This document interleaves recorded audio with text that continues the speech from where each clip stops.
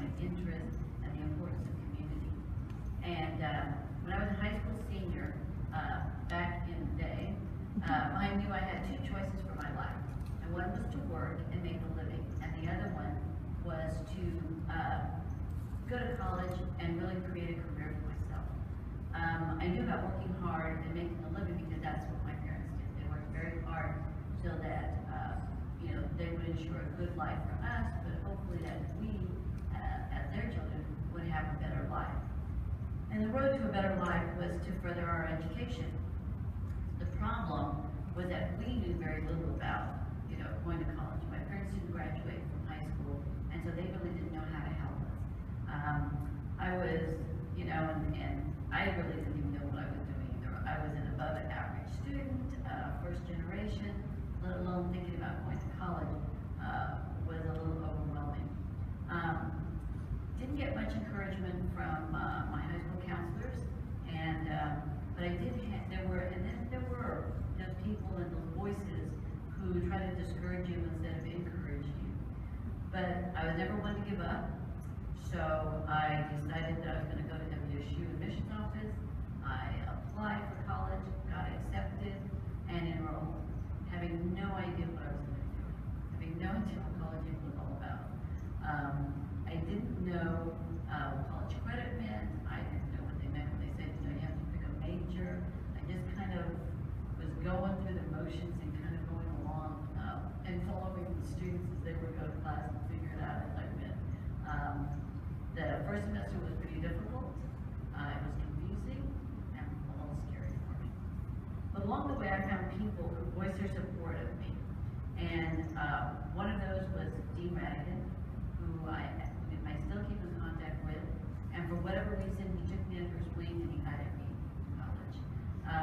There was an organization here called Project Together back in the early 70s. It was probably one of the very first student service organizations for minority students. And they provided that support service that many of us needed at that time.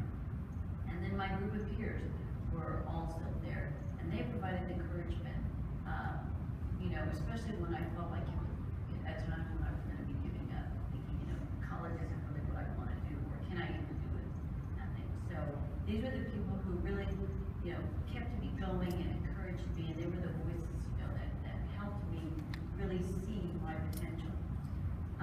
College for me was a time of self-discovery. It was a time of finding my strengths and finding my weaknesses. But it was also seeing the future for myself. You see, universities and colleges in the mid and late 70s, and some of you may know that, were bringing about social change. It was a time of protest, a time of sit-ins, boycotts, cultural awareness.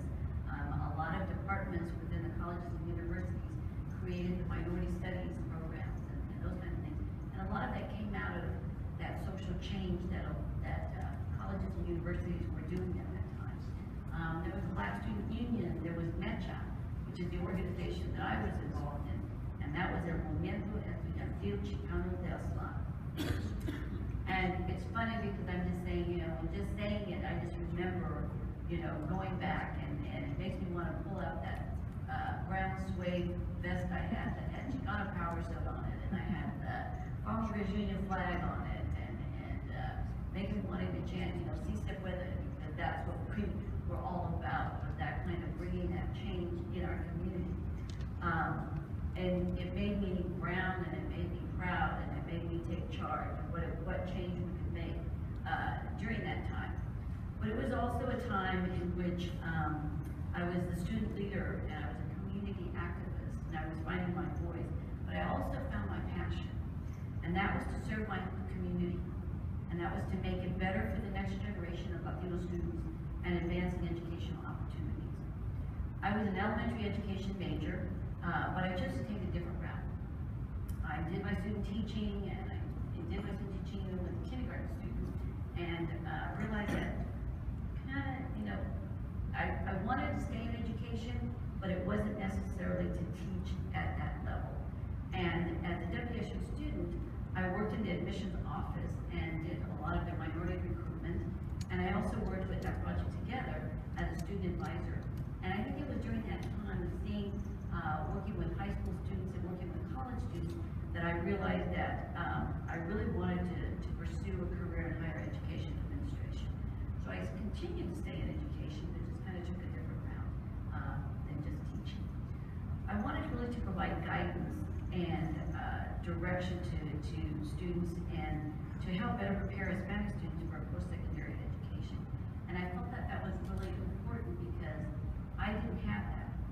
And I knew that had I had that, you know, thinking about going to college or planning on it would have made a huge difference. Not that it would change my path, instead I would still go, but it would have definitely made the path more smooth as what it was. And so, because of that experience, I've always had that passion and that pride to look at how we can improve those situations for a lot of students who were at risk, who were underrepresented in that area.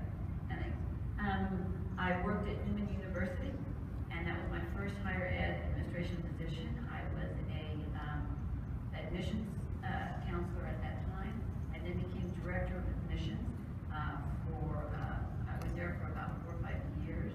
And then I got a call from a friend of mine who was at Harvard College, and she said, you know, there's a position at the Kennedy School of Government here at Harvard University, and you should apply for it.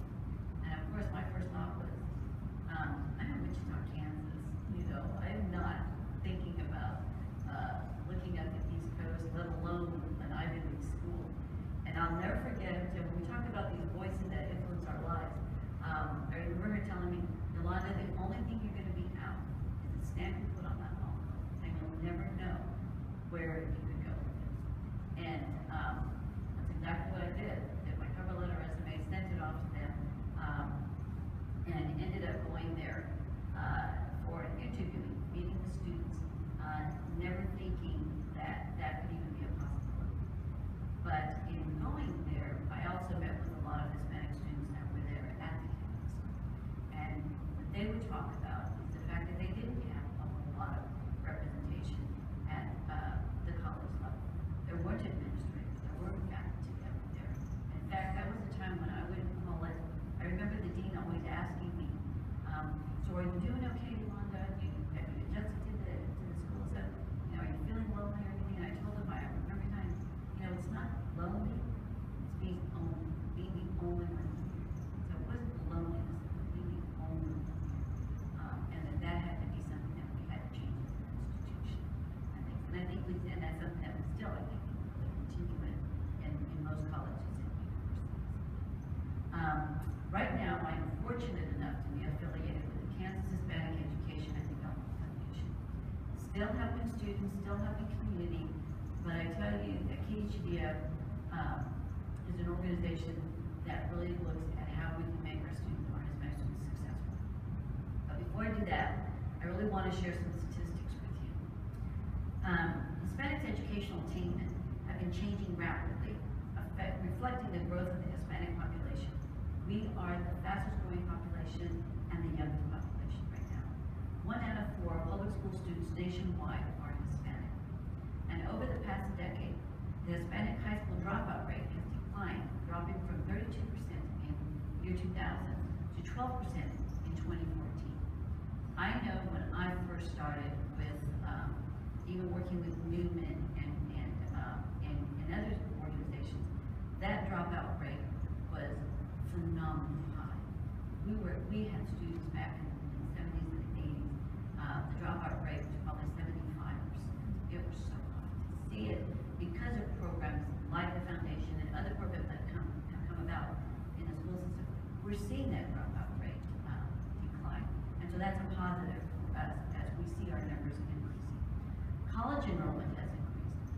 In 2014, 35% of Hispanics ages 18 to 24 were enrolled in a 2- or 4-year college, and that was up from 22% in 1993.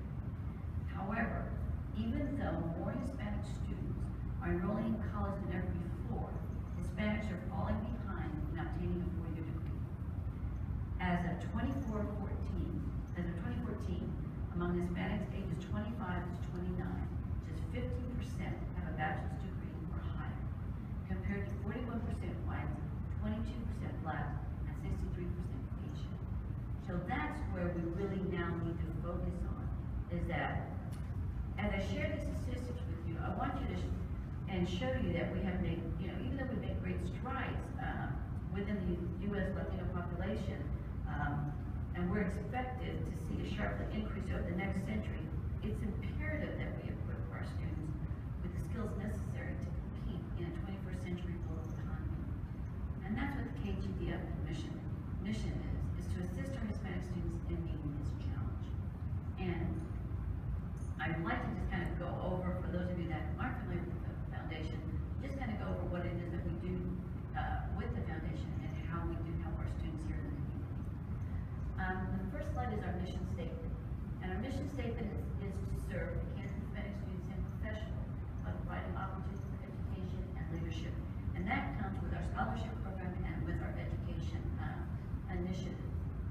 And so we are providing resources, support, and skills to help our students from high school through college to young professionals. One of our very first programs that we did is called Dufo Duro Leadership and Education.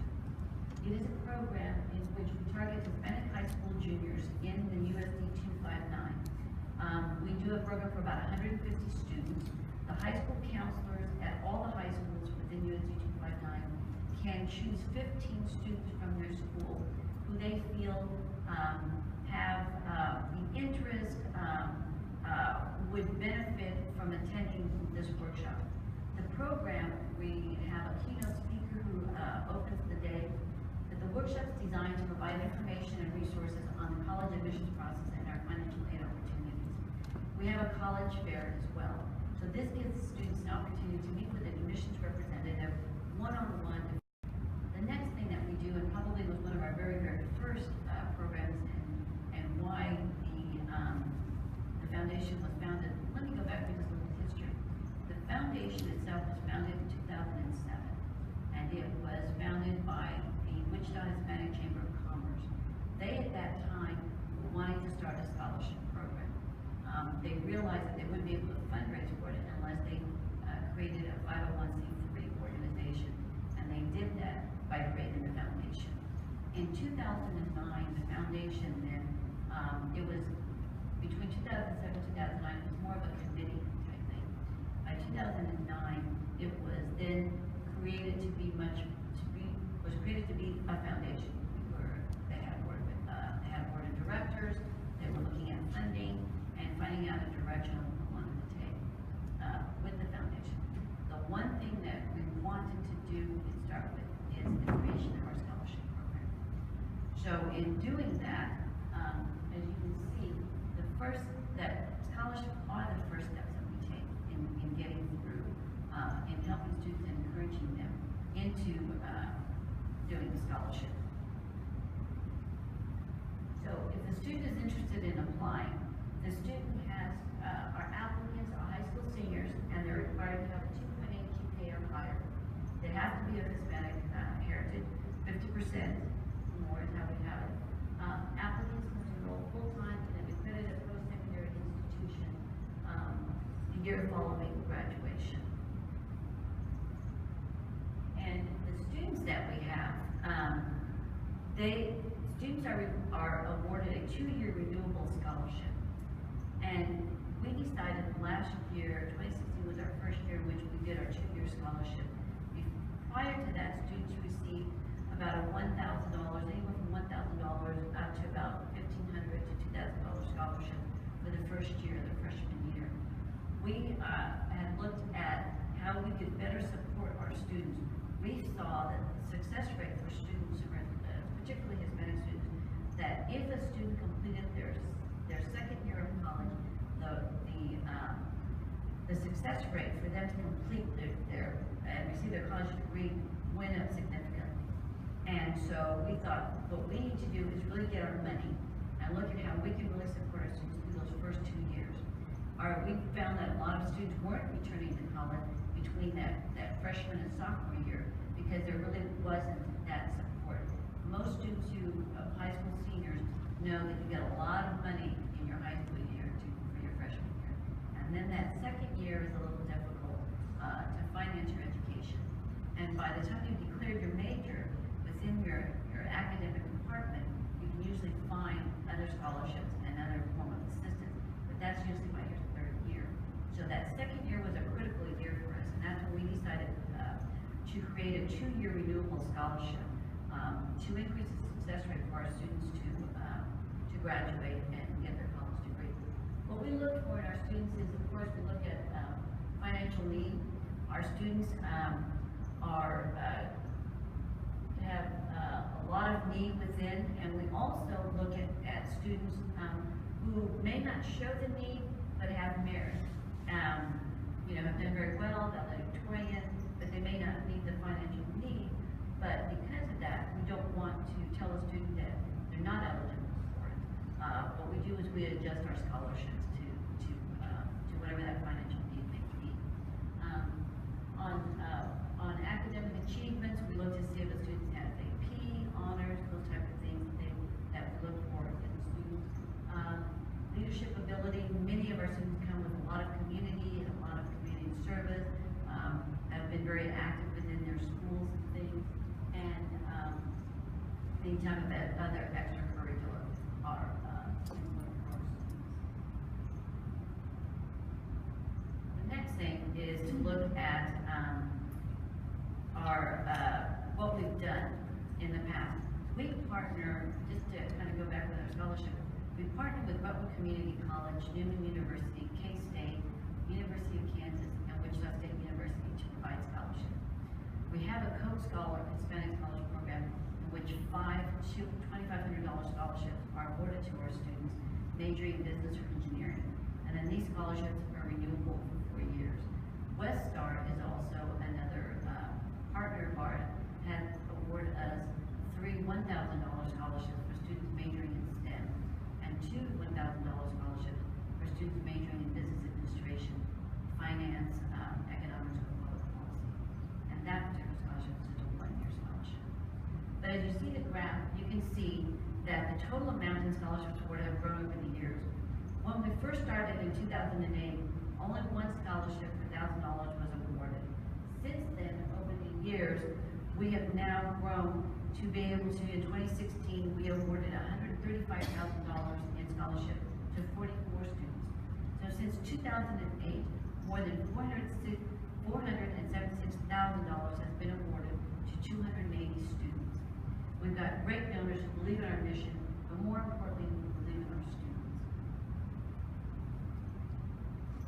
Of our students this year, 61% were on free and reduced lunch program. 40% are first generation to attend college, and 95% go on to attend colleges within the state of Kansas. When we talk with our donors, and we always let them know, especially corporate donors and in the business, is that our Hispanic students want to stay in the community.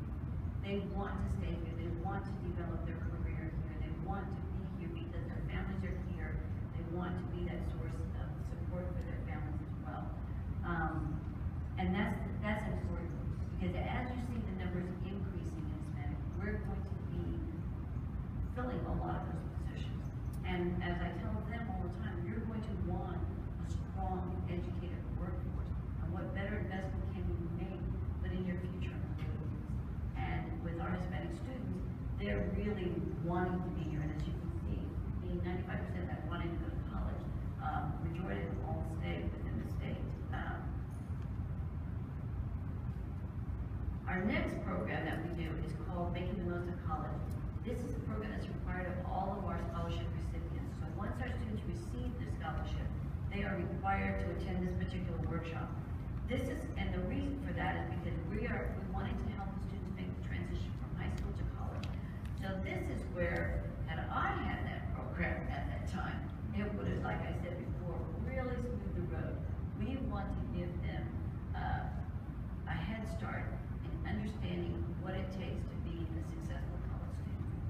Our emphasis is always in the importance of support, not just from the institution, but also from the family.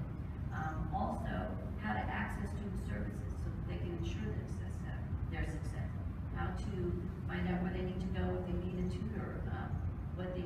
do if the, what does office hours mean? What does major mean? What does, looking at a schedule, and how to balance your extracurricular with your study habits and developing your study skills.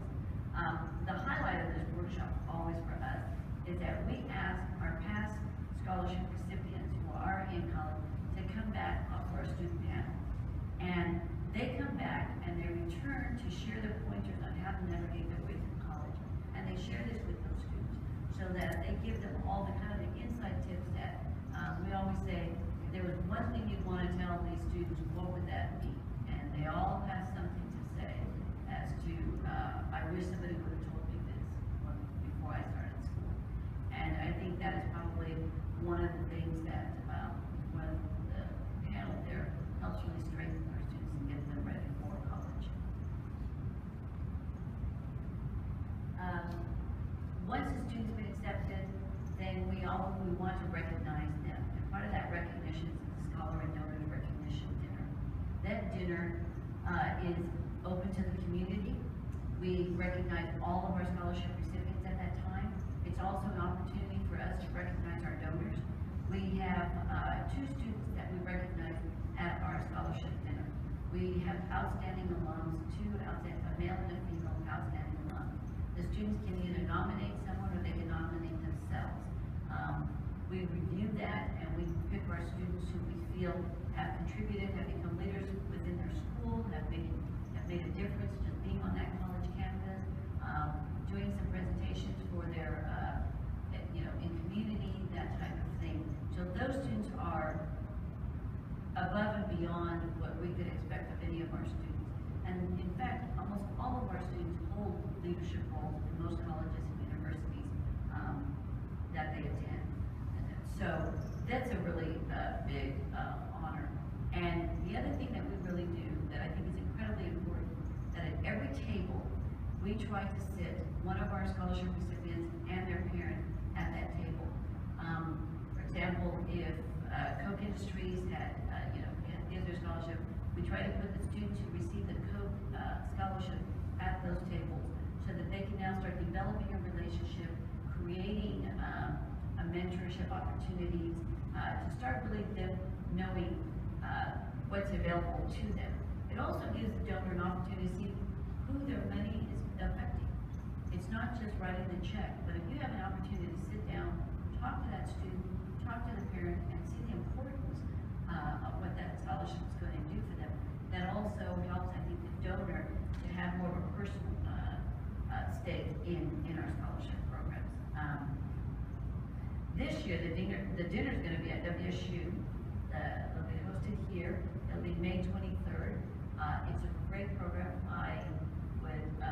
We'll be sending invitations out to the Department of Education so that they can, for those interested in attending, and we'll be sending you information on that as well. The next program that we do is called Link to Succeed. As we started the program, we would lose track of our students, and we really wanted to see how it is that we could continue to find out how they were doing, who ended up staying, how many have graduated, those types of things. Our Lead to Succeed program is a program in which the student is making that next transition, taking that transition from college now to young professionals. What we wanted to do was create a support system for students through their college career. So we want to stay in touch with them, continue to support them, and encourage them to complete their college education. We do 2 sessions over the summer. They cover resume writing, interview skills, networking, mentoring, how to apply for graduate school, how to find an internship, personal finance. These are all the skills needed to become, as they transition into becoming young professionals upon graduating. As you can see, what we try to do at KGDF is to look at how we can go full circle. And we start out, we begin with our with the high school students. It then goes on to our scholarship program in working with our high school seniors. We then help them make that transition then from high school to college, and with the making the most of the college workshop. Then making that transition from college into young professionals to get them into the community and So as you can see, it begins with a dream of going to college, and it ends with turning that dream into a college degree. As I look back at what I learned in all my years, both going through college, working with students and things, is that opportunities have always come to all of us. And whether by hard work, accomplishments, or just sheer luck, we've all received some help, some kind of assistance somehow along the way. And there's also those voices that are also there to try to discourage us. And then there's those voices who believe in us. And they give us hope. And they build faith in ourselves. And they show us what we can accomplish.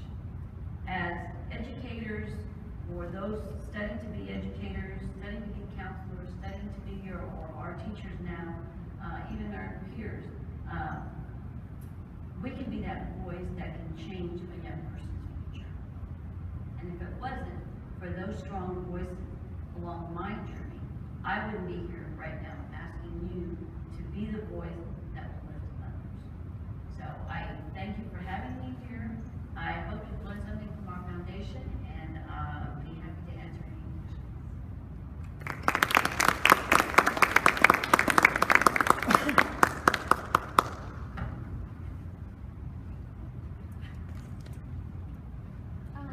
Okay, so I'm going into the high school math teacher, and is there anything that like teachers in the classroom can do to point students to this foundation, or do a lot of the high school counselors already know about it?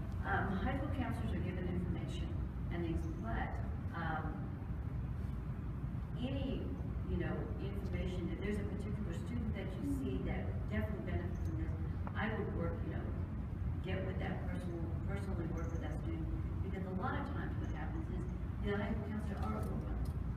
And unless we can find that one student or direct them to that kind of thing, they sometimes fall through the cracks. And there's so many students that I talk to that are great students, and I'm saying, why didn't you apply for our scholarship when you were a high school senior? And they're going, we didn't know anything about it.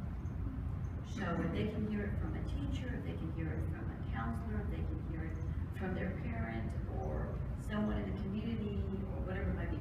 We have a poster. Our deadline is February the 1st for our scholarship. Our scholarship is online, but we'll be going online in November. I think is when we put our scholarship online, and so students can, and we send that information to the high school counselor to let them know so that they can work with those students and inform them of the scholarship being online. As I said, our deadline is February the 1st. Our website is kgdf.org, and all of the information that I've gone over here is on our website, and we're also on Facebook. So like us on Facebook. That is a big thing, I guess. I think so. But I think it's very important. Also, I think what's important for teachers is the letters of recommendation. We can get letters of recommendation from a counselor, and you know that the counselor has written probably 100 letters of recommendation that all kind of say the same thing. But you as a teacher who's worked directly with that student has probably a greater impact. So if there is a student that you work with and you see their growth and their development and you really can talk about them, then I would, say, hey, I'd love to write that letter of recommendation for you, and things, because it does make a difference. And we also try to, when we do the Do Futuro workshop, we try to let the students know, get that letter of recommendation from somebody who can really write about you, about your skills, and that type of thing. So, that's How do you give this information to the we go through the schools. We do also, there's a program that we work with one of the youth organizations at the Cathedral that has a youth group for Hispanic students. We did it last year. We have translators there who work with the parents and that kind of thing. We get other student organizations. We, will work with parents, other, community-based organizations in getting this out there to them. Do you do any financial workshops for this? We have not done that yet, and we've been asked by the university, in fact, right, WSU, to see if we can help them when they go out in the community. So that is something that we are looking at wanting to do. And I think it's important. And one thing we haven't done that we really are wanting to do and create is a parent workshop. We need to really go and meet with the parents and help the parents figure out and help them understand what the importance of college is all about and how they can go with that and support their son or daughter. A lot of that is most of the parents, if they're undocumented, if they're new immigrants, if they're first generation, have not had that opportunity to go on to college or that kind of thing, it's very frustrating for them. And so we are wanting to see how we can develop a parent workshop and all of it. So those are kinds of things that are kind of in the works now. So I'm like, wow. On the financial aid, do you all use that to qualify people, or what is it that you No,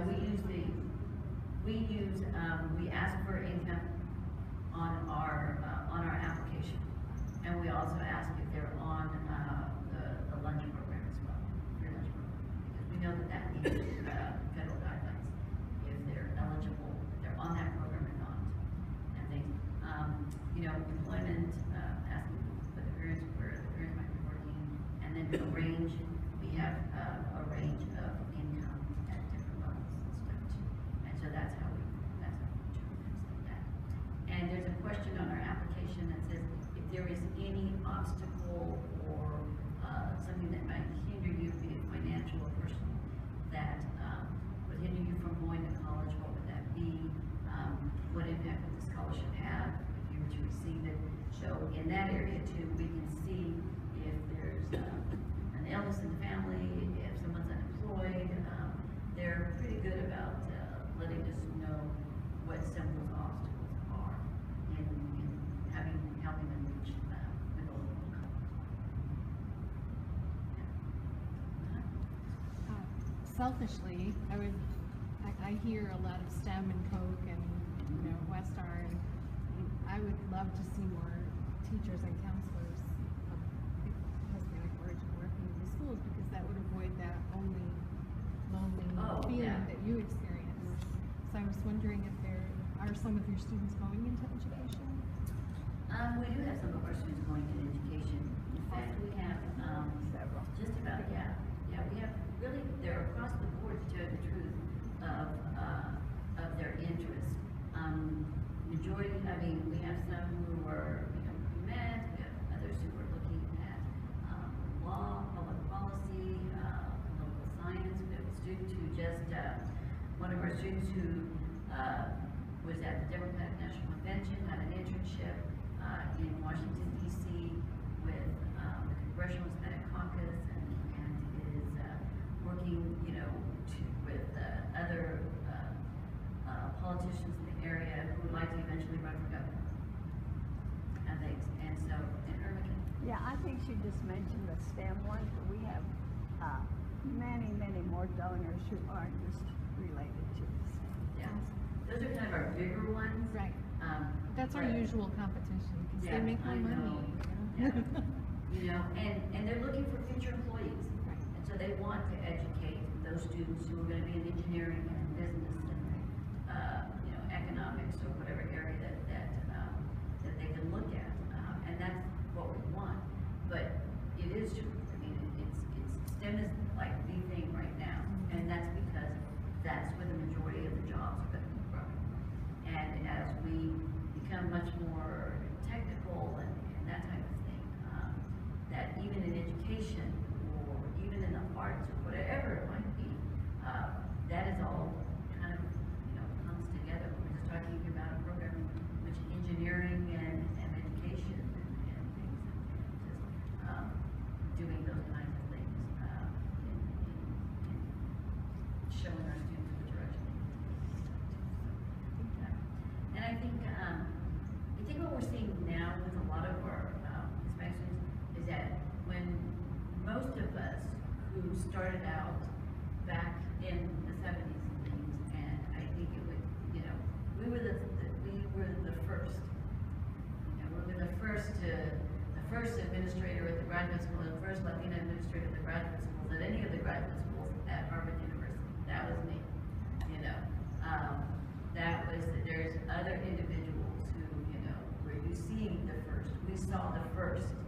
You know, I think this next generation is going to be creating, not the first, but they're gonna be creating whatever the new, you know, they're gonna be the new and up and coming, they're gonna be creating the change. You know, the first has kind of already been done, but I think this, our new generation of Latino students, as well as all of our students of color, as our numbers increase all the way around, really will embrace this, you know, where can I make a difference? Where am I going to be able to make that change? I think that their vision is much more looking at what impact am I going to have, and not necessarily having to worry about am I going to be the first to do this, because they're going to have the confidence to know that, you know, that isn't even going to be an issue.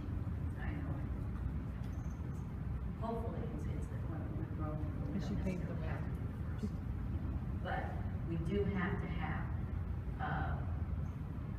more Hispanics and administrators and things in our community, because those numbers are growing, and we might, if that's enough. Yes, sir. Sometime back, let me introduce myself. I'm Prem Bajaj. One time I was teaching at WSU in the mathematics department, I remember that. and I retired in 2001. Going to the subject itself, she mentioned a few minutes back, it's good to let the students know about the scholarships. They ask scholarship and students don't apply for it. That's right.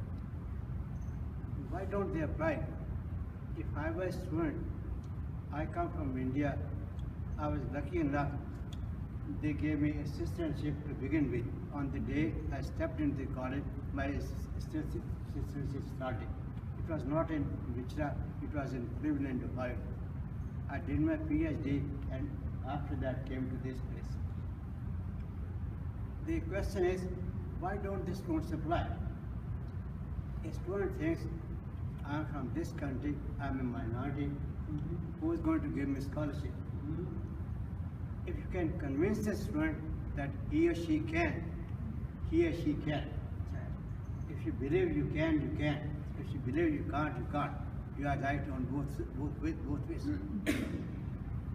As a teacher, I did very little of teaching. Most of the teaching was done by the students. If a student asks a question in mathematics there are many problems the student would not know. I would ask anybody any question on the assignment. Number 10, I put on the table, I put on the numbers. Then I ask, who can put up number 10 on the board? Somebody. Usually, most students picked up one problem is, it saved time, I did nothing, I got paid a force. The students did the whole job, and from the student's point of view, it was a big help. A student, once he puts up a problem on the board, he knows that he knows. He thinks he can. There have been cases where a student made a mistake on the board. I would not embarrass him. I would just quietly erase the problem. I would apologize. I apologize by mistake. I erased it. I took the blame on me. At the end, I let the student know there was a mistake in the problem. The main thing is you can convince the student that he can. The question is how to do it. I was the president of Kansas Authors Club. Has anybody heard about this? Kansas Authors Club. I was the president in year 2011, 12 and 3 years. There was a convention in the south part of Kansas City.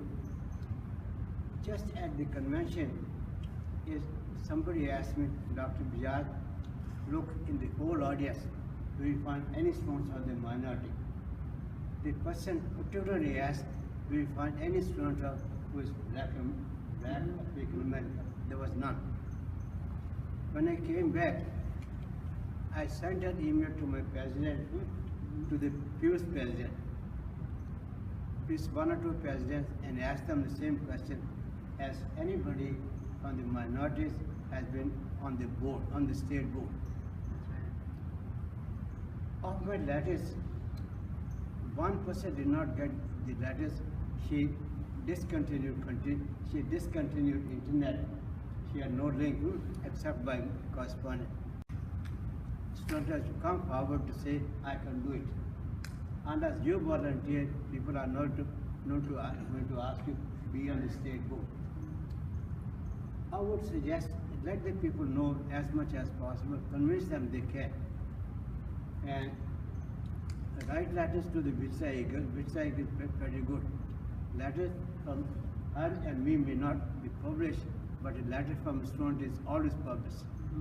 There are 90% chances for a student to publish the letter. Letter from adults, they are not always published. Write letters to the editor, publicize yourself, let the people know that you exist. Unless people know you exist, people are not going to find out. If I can help you in any way, the reason I'm late was, I was on the weekend, there was ASC convention in Lawrence. I came back on Monday, and today, after 2-3 days, I came to my office. I still have an office in the department. And in the office, in the emails, there was one note, her name, speaker from 5 to 6, so at about 5:10. I said, I can make it. And I did make it. You are that strong voice that helped me get through school, let me tell you. I did That's make it. exactly what it was. I didn't know which place. The only thing I knew was the name, the time, and that's about it. If I can help you, we'll be glad to help. Good. And I'll be in touch with her, and she can pass on the information to you. Thank you very much. Thank you for giving me the Yeah, time. you are, in fact, for the faculty that are here, you really do have that influence, and for the teachers and things to encourage those students and direct them to where, those opportunities are. And I have information, I think I have it in my car, in fact, I'm going to go get it, bring it in. Brochures and information on our program. I have my business card. Irma Luna here is the backbone of the organization and stuff, and can also, take your name and number or whatever when we can send you, or if you have your card, that we can also follow up. Do the program that will be in January. If you know students that would benefit from that particular program, let them know, tell them to go see their high school counselor so that they make sure that they come to that program. Do you work with high school counselors? Yes. Aside from just getting somebody to give you names? We don't, Like, I think we don't work directly with them,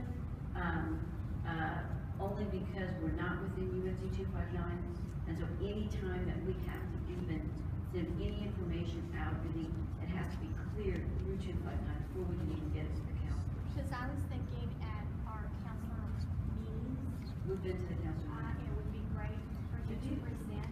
I'm new to Kansas, Okay. but I worked extensively with the Houston Hispanic Forum, and we're a big organization. I'm in Ortiz Elementary, but I am a high school. I was a college and career counselor. In Texas, most of our schools have one college and career counselor and 11 counselors at the high school because our high schools are big. But I did a lot of that. I did workshops for parents in English and Spanish, financial aid. I worked with kids on Saturdays. I had my group, and it's like, we're gonna do college applications. The last year that I was here, I got $8.7 million for the kids that I worked with. Because there's a lot of money out There there, is. but nobody, they don't know. Parents are scared to ask, or they don't know the intricacy of, applying for college. You have to sometimes convince parents, a $40,000 scholarship is a great thing. It's better than her working in your restaurant. That kind of And I think thing, that's a lot of it too, is just having, and that's where we've talked about doing that parent workshop, because they do have, and it's not that the parents don't want their children to go to college and stuff, and they want them to excel, they want them to do better. But there's also that part in which, we still have to survive. And how are we We gonna still pay have to that? pay the rent. You go in there one Exactly. year, Yeah. they'd always say, Miss, she goes in there 1 year, and then the year after she doesn't have any money. Right.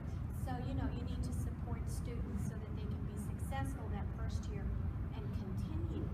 And that's And then why help we 'em. decided to do that 2-year program and that really does make a big difference because having that second year, knowing that you're getting that additional, that aid that second year, I think it's just gives you that incentive that says, okay, I know I've got this money now, and I know, because if not, we've had a lot of students who just say, I can't afford to go that second year. And once that happens, it's very hard to get back into. But this was something that just kind of fell on my lap. I'm Hispanic. I still talk to a lot of people in Houston. Parents still call me. Sarvin, can you help us? And I was thinking, I live in Kansas. Why? I had not heard of a Hispanic organization here. It's like, where are we? Yeah. Where are we? Because I see a lot of parents, but where are the organizations to help our kids? So I was really interested in good. this. I wanted to know, what is this and how can I be part of that to We help will our definitely kids? get you into our loop and get the information out to you as well. See what we can do to help you with them. Too. So, yeah. So, I want to thank you very much for being No, I here. appreciate and, it.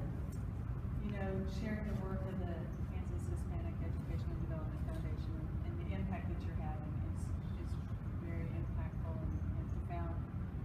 As educators, I would like to let you know that we share that passion, and anytime that we can collaborate and help promote your vision and your mission, we would love to be able to do that. Thank you. We're working towards that. So, as an alumni, we want to present Thank you with our you. challenge coin. Yeah. While our Now, I members was are told the small. challenge coin, that if you show it to somebody, they buy you a drink. I kind of like that. If they don't have theirs. Oh, if they don't have theirs. Okay. Is that what it They is? don't have their coin, then they have to buy you a drink, but if you challenge them and they have the coin, then you have to buy them a drink. Okay, okay. So it's limitless value. Okay, good.